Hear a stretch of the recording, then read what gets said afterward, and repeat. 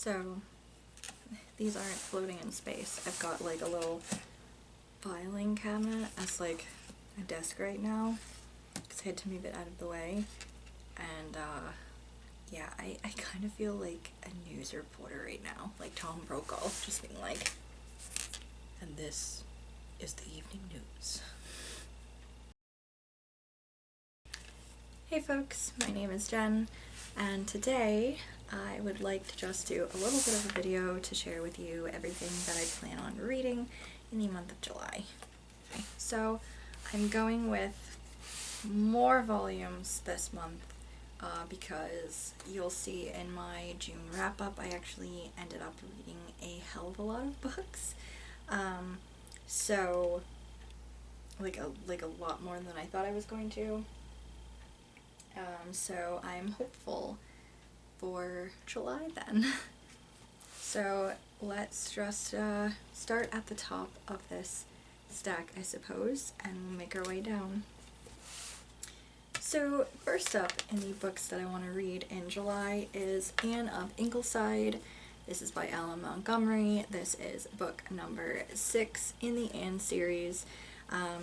As it's in the series, I won't say too much about it, except this is Anne when she's in her, let's see, I think she's in her 30s by now, because she's got like a family and everything. So yeah, I think she's about in her 30s.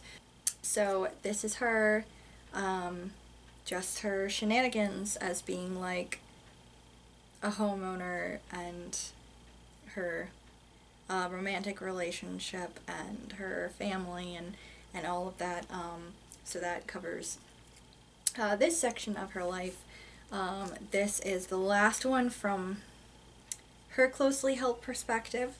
The other books are about her children, the last 2 books in the series. So I think I'm going to, because I keep thinking I'm only going to read one of the books and then I end up reading a couple of the books for the month. For this one, I think I'm going to just read this and then I'll wait until like August or September to read the ones from her kids' perspectives. But yeah, this is just one of these stories. I don't remember anything about this at all. I read this as a teenager. I have no memory of this book's contents. So that'll be fun. I'm looking forward to it, but I'm still a little nervous about it because I didn't enjoy the last book as much as the previous ones. So I don't know. But yeah, I'm hoping this will be a good time. Next is a book. I actually wanted to read this past month for Pride, but then like when I was making my TBR list at the end of May, it just totally like skipped my brain, and I totally forgot about it until I was like looking through the books that I wanted to read and was like, oh shit, that's right, I saved this book so I could read it in June. So better late than never. But I would like to read The Secret Diaries of Miss Anne Lister. This is a collection of letters by Anne Lister, who was a landowner. She also was like a traveler, a business owner and everything, and she lived openly as a lesbian in the, the early 1800s.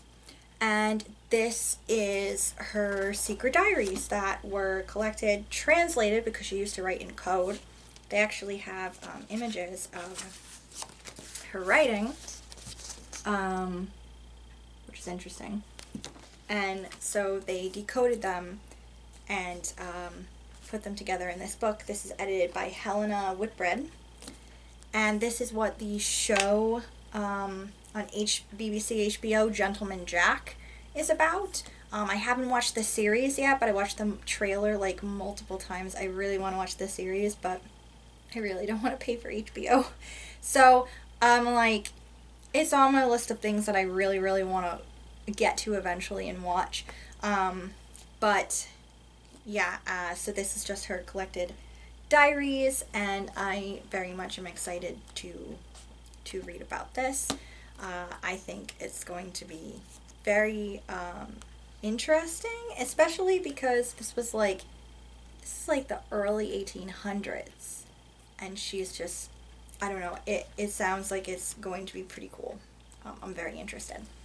Uh, Next up is a book that I've had on my to read list for a few years now, and it is Love in the Time of Cholera by Gabriel Garcia Marquez. This is all about a couple who are like passionately in love, and then the young woman decides to marry this like wealthy doctor instead, and it just devastates the guy, and he slowly like begins to build up his business acumen and become like this big powerful like dude. And it says right here, this is what got me to pick up this book actually, was the description on the back, like the last couple of lines. Um, which is like, I don't know, but it said, as he rises in his business career, he whiles away the years in 622 affairs, yet he reserves his heart for Firmina, that is the young woman. Her husband dies the last, and Florentino purposefully attends the funeral.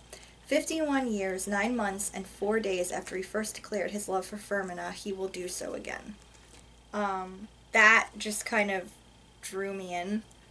So I am very interested in reading this. I, several years ago, took out 100 Years of Solitude by him from the library, and I DNF'd it within the first like 3 chapters. So I'm a little nervous that I won't like this either, but I've heard such wonderful things about his writing, and people really, really love his books, so I'm hoping that I will actually really enjoy this. I've heard such wonderful things about this book.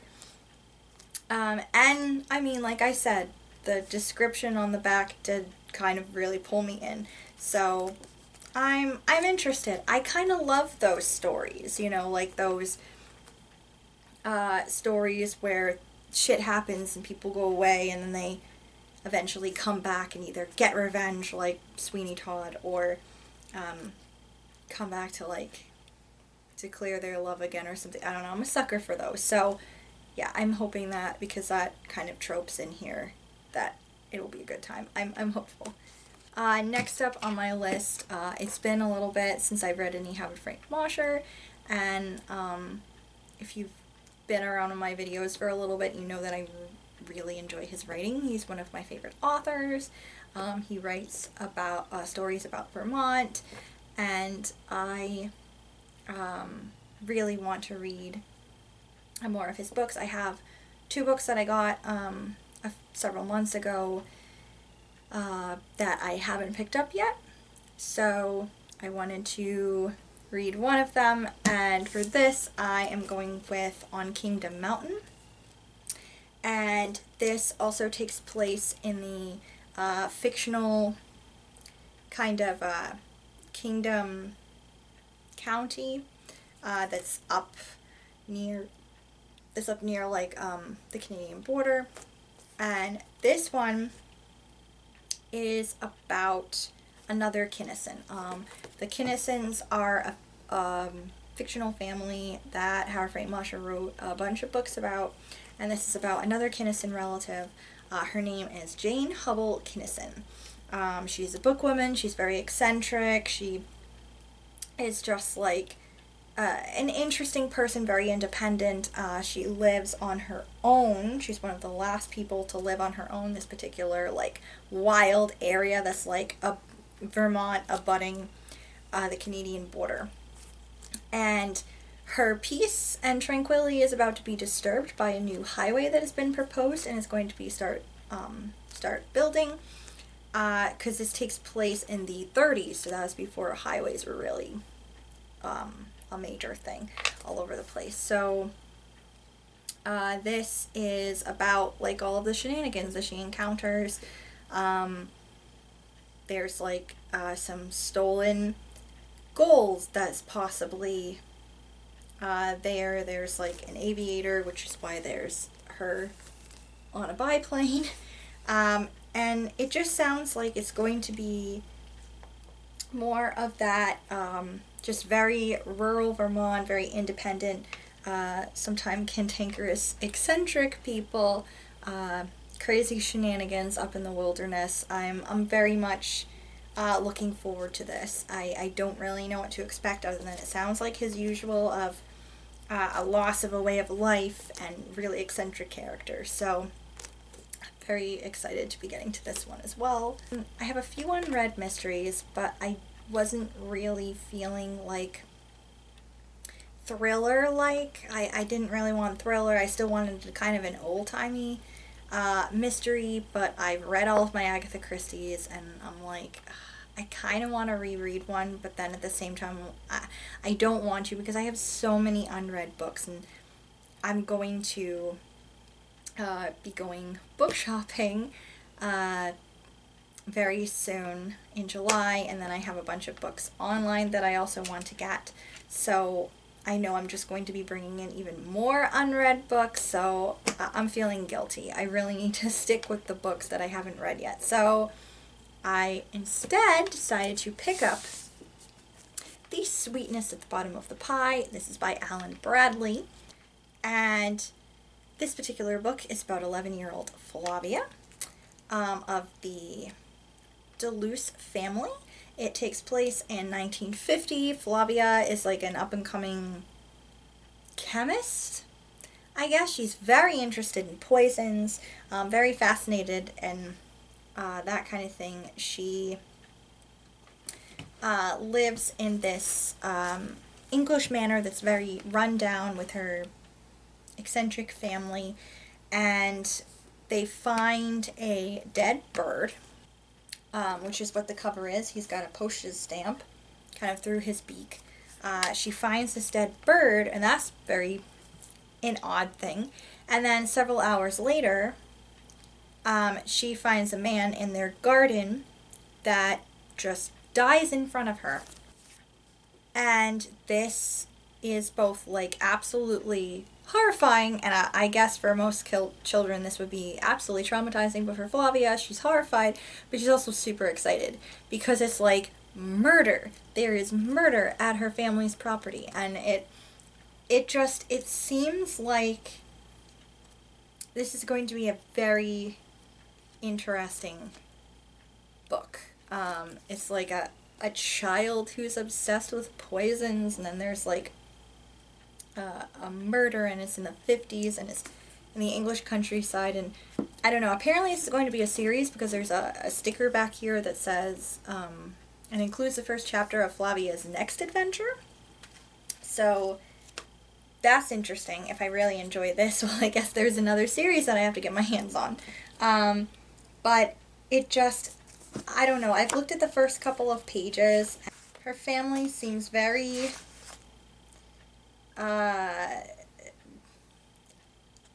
yeah, I think eccentric is the right word. I think this is going to be a lot of fun, and because it's set in like the 50s, I think it's going to be just that right old-timey-ness to it that I'm looking for. And also an 11-year-old who's into like poisons and chemistry and stuff and thinks she's like a detective. That sounds exactly like what I want to read, so excited to get to this as well. Then I finally am going to pick up The Invisible Life of Addie LaRue. I've had this for a few months now, and I've tried to pick it up a couple of times, and I just have not had much luck. I read like the first chapter or so, and then I just put it down again. So this time, for realsies, I really, really, really want to read this. I really need to read this book. I have a couple of unread V. Schwabs that I have to get through, but this is one of them. So yes, I very much want to read this. I'm sure everyone knows what this is about, but it is about Addie LaRue. She is in 1714 France. She's about to be made to marry this guy she doesn't want to marry. She wants a free life. She's just a young girl. I think she was like 17, 18, something like that. And she ends up making a deal with not really the devil, capital letters, but a dark devil god thing. I'm not entirely sure because, as I said, I haven't read this yet. She makes a deal with a devilish man, I guess, to live forever, essentially, or to be immortal anyway. And the only problem is that everyone forgets her as soon as they are out of her sight, and then they completely forget who she is and have no memory at all. And so it flashes forward from the early 1700s to like modern day. And she finally meets one person who actually remembers her. So, yes, you know it. It's everywhere. Everybody's read it by now, except me, apparently. So, yeah, I am excited to get to this. Excited and also nervous, because I've also been seeing a lot of people that are like, this is so hyped up and blah, blah, blah. But I do love E. Schwab's writing. So, I'm pretty sure I'm going to really like this. I'm also pretty sure this is going to really upset me. But, yeah, I am hoping to also pick this up in July as well. And lastly on my list, this book, this Chunky Monkey. I am saying I am starting it in July. I am not planning on reading it in July because there is just no way that I can read those books and also read this in July. Like, it's just not possible. Like, I would have to actually not be working a job so I could also read this. But because it's July and, you know, Independence Day and everything like that, I wanted to at least start to read this book. And this is, of course, Alexander Hamilton by Ron Chernow. This is the biography that Lin-Manuel Miranda read that inspired Hamilton the musical. I really want to, at least to start, like I said, start this book. But I did glance at the first couple of pages, and I'm very glad to report that this does not sound very dry at all. It sounds more like a story, like storytelling version of it, so I think that'll make it a hell of a lot easier to actually get through this. It doesn't seem very dry. It seems like very, you know, someone just talking to you, or an interesting history lecture, like a history teacher that you really enjoy that makes things kind of fun and they talk to you about it. That's what it seems like. More along the lines of that, as opposed to just, and in 17 blah blah blah blah this happened and then da da da, you know, bullshit like that. So yeah, like I said, I want to start reading this. I do not think there is any chance of me actually finishing it this month. I think I'm going to be at this for a while, probably several months, but yeah, I want to at least start it in July. So yeah. So this is it. These are all of the lovely books that I plan on reading in July. I am super jazzed to get to all of these. I hope that you guys are super jazzed about your TBR for the month, or if you're just like planning on the fly what you're gonna read, I hope you have a wonderful time. Hope you are staying cool out there. It is going to be, it sounds like, super hot all over the US this week, so I hope if you are in a particular area where it's being hot, like exceptionally high temperatures, that you're stay cool, stay safe, drink plenty of water, and yeah, I will see you guys in the next video. Have a great reading month. Bye.